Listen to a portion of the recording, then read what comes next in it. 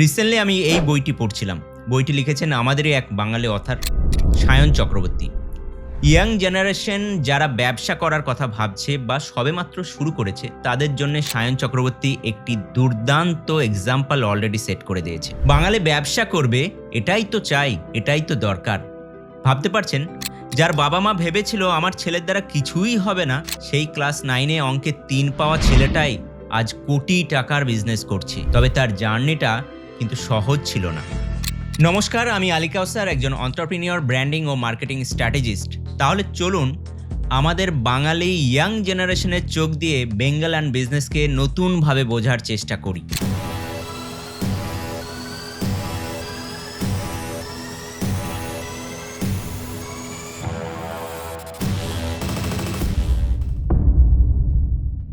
অঙ্কে 3 পাওয়াটাই ছিল সায়নের লাইফের সব থেকে বড় টার্নিং পয়েন্ট। তখন থেকেই সে বুঝে গিয়েছিল জেদ, খিদে ও পরিশ্রমের ওপরে আর কিছুই হয় না।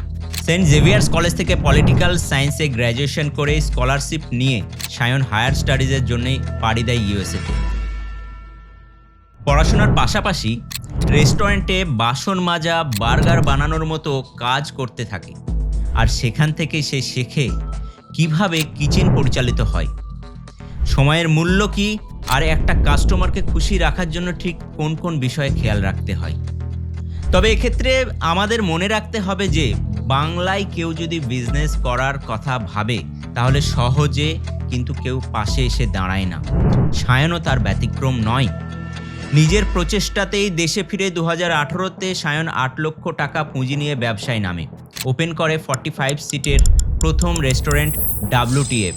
স্যান্ডউইচ অনলি 69 অ্যান্ড অন্য যে কোনো ডিশেস মাত্র 149-এ।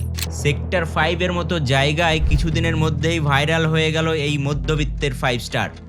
মিশন ছিল একটাই, পকেট ফ্রেন্ডলি দামে ক্যাফে কোয়ালিটির খাবার। ওপেন হওয়ার মাত্র 8 মাসের মধ্যেই বিজনেসের টার্নওভার হয় 1 কোটি টাকায়। না ছিল কোনো ইনভেস্টার, না ছিল কোনো বড় ব্যাকআপ, ছিল শুধুই হিউম্যান কানেকশন, কোয়ালিটি ফুড আর রোজকার কাস্টমারদের ওপর ভরসা। আর তার ব্র্যান্ডিং ছিল একেবারে ঝাঁ চকচকে, ইউথফুল আর 100% রিলেটেবল। সায়ন বাংলার ব্যবসাকে নিয়ে গেছে ইন্ডিয়ার টপ OTT প্ল্যাটফর্মেও। টেডেক্স, জোস্টক্স, এমনকি MTVর startup reality show drop out private লিমিটেডে ফাইনালিস্টও হয়েছে। শার্ক ট্যাঙ্ক ইন্ডিয়া সিজন 2-তে সে পিচ করেছিল 75 লাখের জন্যে 5% ইকুইটি, অর্থাৎ ব্যবসার ভ্যালুয়েশন ছিল 15 কোটি টাকা। প্রতিটি আউটলেট থেকে গড়ে মান্থলি রেভিনিউ ছিল 5 থেকে 5.5 লক্ষ টাকা, আর নেট প্রফিট প্রায় 30%, যা F&B ইন্ডাস্ট্রিতে দুর্লভ। 2021 সালে সায়ন শুধু ফুড নয়, লেখালেখিতেও ডেবিউ করে।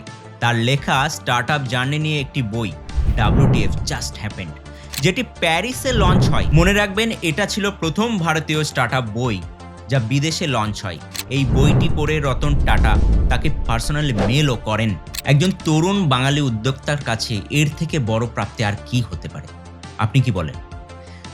তবে সায়নের পরিচয় কিন্তু এখানেই শেষ নয়। WTF এর ওনার ছাড়াও সে একজন ক্রিস্টাল এনথুজিয়াস্ট।